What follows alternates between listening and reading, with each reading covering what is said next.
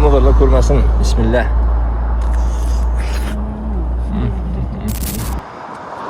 Bu yil O'zbekistonda kim o'rik yedi?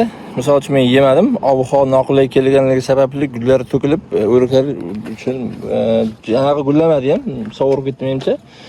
O'riklar narxidan tanishamiz. Korolevskiy o'rik Qirg'izistonda. Shu idish 150 so'm, Qirg'iz so'miga. Paqir qancha edi? 400-500. Ha, bu 400 mi bu? Bular 400 dan, bular 500. Ha, bu 400 dan, sal maydaroq holi bor. Va bu kattasi 500 so'm paqiri. Agar ayni paytda, hozirgi paytda Qirg'izistonda malina va qulpaynim g'arq pishgan. Agar yo'limizdan chiqmasa, malinaning ham, qulpayning ham videosini qo'yamiz.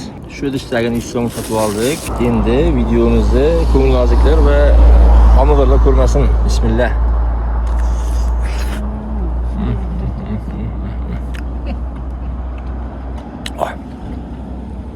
Xuddi yozda boshida bahor kechga borib pishadi-ku.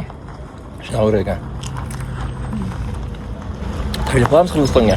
Nafaqat sayohat qilasiz, balki shularning o'riklardan, qulpaylardan mazza yeb ko'rasiz.